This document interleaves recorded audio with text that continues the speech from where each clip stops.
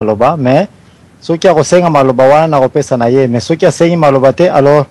ngai nakoki ko agir na des raisons na côté ya papa Roger Mpakazamambo mutayeli biso mpe moi challenge awa challenge ya papa Mpakazamambo place ezali ya koyeba ete à chaque sujet ya code oyo tozali kobimisa to tozali ko débattre intention na biso ezali très positive dans le sens que mutu nyonso akoyoka pe a comprendre section oyo tozali ko débattre en pleine code noir à agir si faut que sa révolution na section wana na makambo oyo misu ne efongwaneli à cause sa révolution parce que les gens ne peuvent pas faire une révolution soki bayebi cause na raison ya kosala révolution te. Voilà intention ya émission oyo précisément c'est pour na ko éveiller esprit à l'homme noir poye ba kote nini outi et pourquoi ozali na bisika ozali et lokola oyebi yango kotala nano futur te mais sikoyo corriger d'abord le présent parce que le présent lelo yango mtu ozali le futur de demain donc pour na ngai révolution naza ko senga awa na religion chrétienne ya ko comprendre d'abord ete mentalité na biso en tant que ba chrétien ezali d'abord mal fondé et mal parti. Je me justifie o nous sako ya akota na enaza ko zela ba pasteur ba bishop ba prophète ba kota place nous sommes mal partis parce que la religion chrétienne biso ba chrétien to était départ na ezali judaïsme et quand on parle de judaïsme on voit Jacob en Égypte o bana ya Israël na kata Égypte avec départ na biso ba chrétien to comme on a été ils ont compris que l'Égypte était là pour coloniser côté la batu code noir o ndeye moka na biso na bana Israël et bana Israël les 12 tribus qu'est-ce qu'ils ont fait baeko senga exode ezali une sorte de prototype pour la révolution parce que une sortie brutale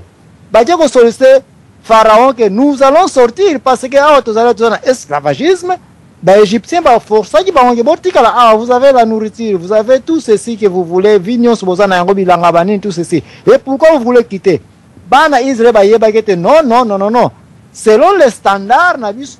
comme on a été nous sommes des esclaves ici nous ne pouvons pas vivre comme chez nous d'où nous réclamons la sortie forcée et tengisaki makila et tengisaki bitumba et tengisaki ba diplomatie entre pharaon na Moïse na kana bango to yebi yango bien à combien plus forte raison l'église chrétienne soki ba koyiko yoka émission ya code noir qu'est-ce qui manque pour na biso ba chrétien pour to comprendre que toza ya kokonzama na sima ya religion oyo eza kotinda biso to ke na ba code oyo eza na kata bible oyo baza ko utiliser que to obéir yango pendant que le judaïsme n'a jamais obéi à ses ordres même puisque ba révolutionner na Égypte kanana nyonso tanga mukanda ya juge yo pasteur nazo zela yo okota yo bishop nazo zela okota mukanda nyonso ya juge ezali révolution ba pays nyonso bakota il fallait bitumba ba pays nyonso balinga kozwa il fallait bitumba ba pays nyonso kolonza ba oti ba yo koma na Israël na Jérusalem place Nabucodonosor ayeko kontisa bango il y avait toujours la guerre pourquoi parce que l'homme de judaïsme ou bien bana Israël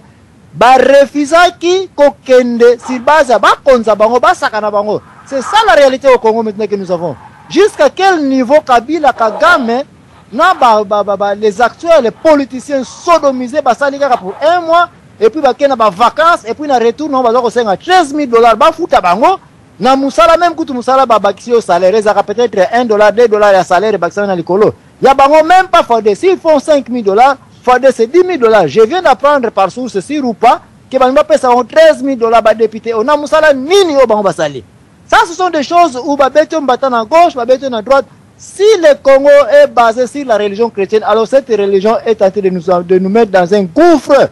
Gouffre, yakozanga kolanda judaïsme, gouffre, yakozanga kolanda la religion chrétienne proprement dite, selon la Bible, que révolution est zalaki.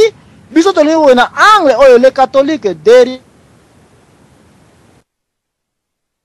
les codes noirs nous ont forcé à dire que chef Nabino bon Dieu baka maître Nabino baka bila baka gamba za kotina et à la fin maintenant toza ko kufa à la fin nini toza ko sala jeûne prière oh tata nzambe na likolo yokela biso mawa pour 7 jours de prière nzamba ko sunga bango nzamba ko penir Kagame nzamba ko pinisa quand même l'homme blanc na tango code noir ezalaki quel est ce blanc nzambe là oh arata ko pinir batu ba créer code noir Et baza on continue ko tourner roue na bantina lelo et toi pasteur, toi bishop, yo église chrétienne, oya koloba na nga ete to sala jeune prière nzamba ko beta kabila mbano na ye pour 11 ans il est là.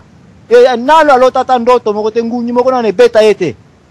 Pitia émission oyo baza ko landa biso c'est très clair pour la population chrétienne ba lamuka ba contre sa révolution selon l'Égypte, selon Canaan, selon makamundenge lekelaki. Donc na odon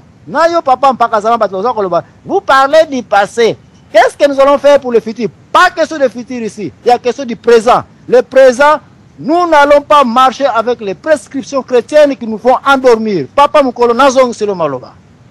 Ya solo batata ban mama bandeko liboso mbutandompe asengaki ya réagir mbutandompe na ordre bosengeli nasima mbutandompe tokozwa l'enfant noir nasima enfant noir bongo mbutanka